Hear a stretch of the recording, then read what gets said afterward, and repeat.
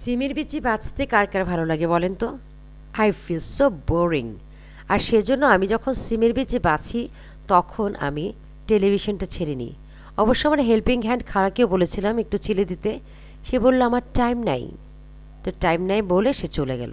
তো অগত্যা আমাকেই টিভি দেখতে দেখতে সিমের বিচিগুলো বাঁচতে হলো। নইলে আমার খুব ঘুম পায়। সিমের বিচি বাঁচতে গেলে আমি যে কতবার ঘুমিয়ে যাই তার কোনো আসলে মানে ঠিক ঠিকানা নাই, কয়বার ঘুমিয়ে যাই। আর এরপরে আমি কি করলাম, আমার খালাটা আমাকে কিছু শিং মাছ কেটে দিয়েছিল, কিন্তু সে এটা পরিষ্কার করবে না, তার টাইম নাই। তো সেজন্য আমি শিং মাছগুলোকে একটা সিলভারের যে মাজুনি আছে সেটাতে মেজে একদম ফর্সা করে ফেলেছিলাম এটাকে। Anyway, after that I have come to cook. প্রথমেই পেঁয়াজগুলোকে হালকা বাদামি করে ভেজে একটু পানি দিয়ে দিয়েছি 1 চা চামচ লবণ। লবণটা পরে বাড়ানো বা কমানো যাবে।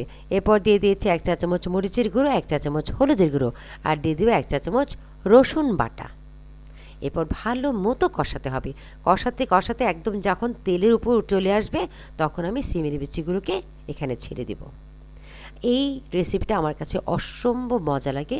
আমার ঘরের সবাই এই সিমের বিচির রেসিপিটা খুবই পছন্দ করে খায়। আর এইভাবে যদি রান্না করতে পারেন তাহলে সিমের বিচি খাবে না এমন কোনো মানুষ নেই। তবে কিছু কিছু মানুষের হয়তো বা কিছু কিছু তরকারির প্রতি একটু মানে পছন্দ অপছন্দ থাকতেই পারে। যাই হোক, এবার আমি আমার শিং মাছগুলোকে যে কেটে রেখেছিলাম, বেছে রেখেছিলাম, ধুয়ে রেখেছিলাম, সেগুলিকে একটু লবণ আর একটু হলুদ দিয়ে মাখিয়ে এটা আমি আলাদা চুলায় ভেজে নিয়েছি। এরপর আমার সিমের বিচিগুলি কষাতে কষাতে একদম যখন তেলের উপর চলে আসছে তখন আমি গরম পানি দিয়ে দিয়েছি। গরম পানিটা এমনভাবে দিতে হবে যেন সিমের বিচিগুলি ডুবে থাকে, ঠিক সেই পরিমাণ পানি দিতে হবে এখানে।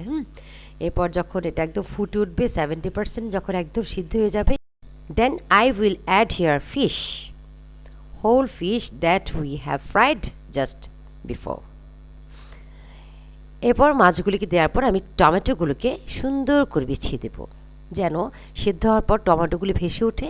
এবং এই লাল লাল টমেটোগুলো যখন ভেসে উঠবে এটা দেখেই একদম লোভ লাগে।